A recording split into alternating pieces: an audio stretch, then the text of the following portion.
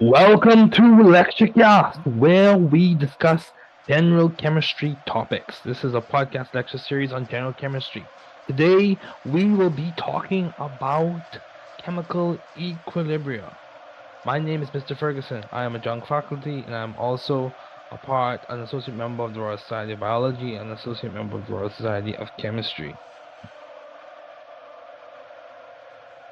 Hello and good evening, everyone. What a moment where everyone is on their feet, holding a flag and supporting their concept.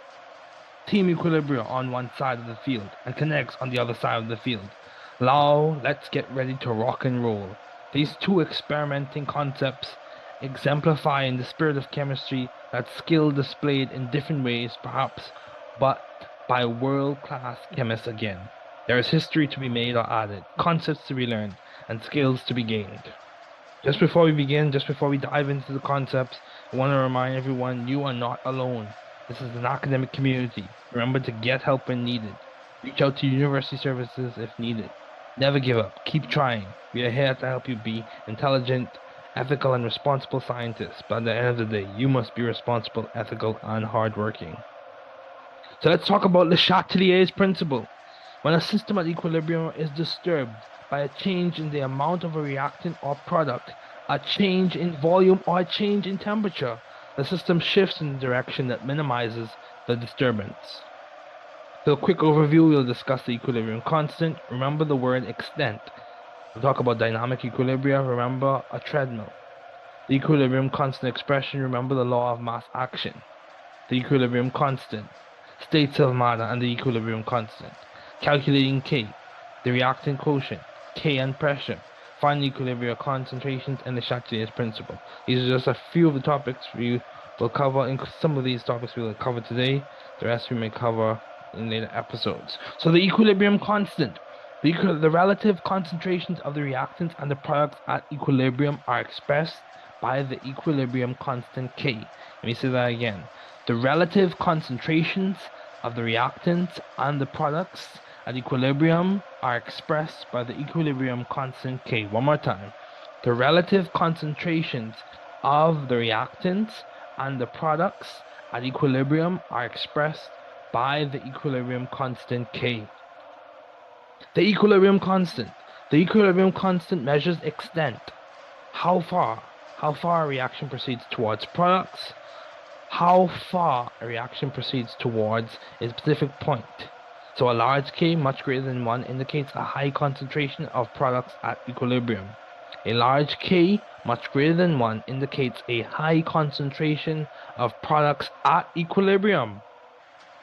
The equilibrium constant measures extent.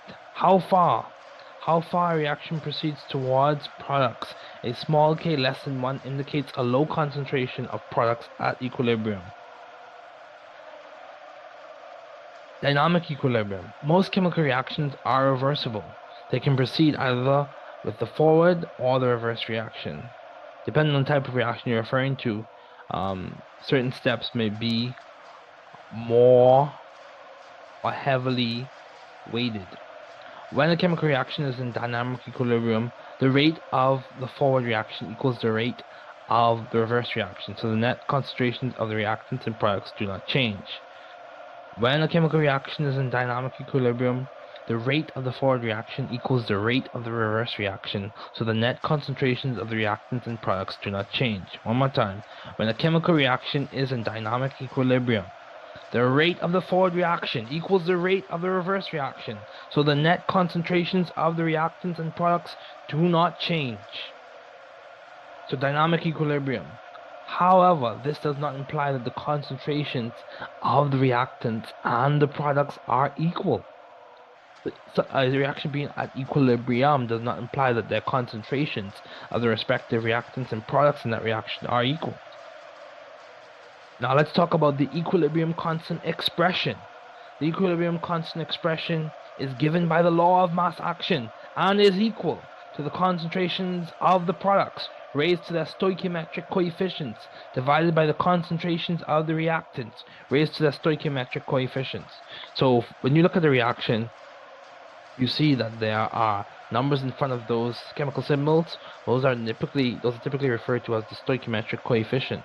So when you write an equilibrium constant expression, you put the concentration of the reactant in brackets, in square brackets, and the exponent for that square bracket term is the stoichiometric coefficient, and it's products over reactants.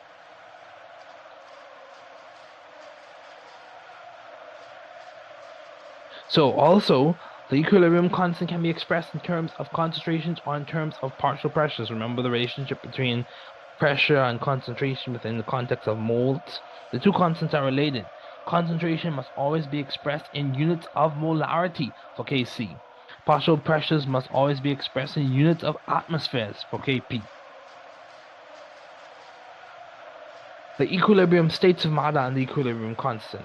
The equilibrium constant expression contains only partial pressures or concentrations of reactants and products that exist as gases or solutes dissolved in solution. Pure liquids and solids are not included in the expression for the equilibrium constant. One more time, the equilibrium constant expression contains only partial pressures or concentrations of reactants and products that exist as gases or solutes dissolved in solution. Pure liquids and solids are not included in the expression for the equilibrium constant. So calculating K. We can calculate the equilibrium constant from equilibrium concentrations or partial pressures by substituting measured values into the expression for the equilibrium constant as obtained from the law of mass action. So what does this mean? We can calculate K given the concentrations or partial pressures when we have those measured values. As we progress in this discussion, we'll also in later episodes we'll introduce the idea of using ice tables in which you look at the initial change in equilibria concentrations. You look at what you start off with, the change, which can be denoted by some x, some variable term, and then you net, or the net expression will be the initial minus the change, and you use those terms at the bottom, the E section of the table, use those terms, you form an expression using the law of mass action, and from that expression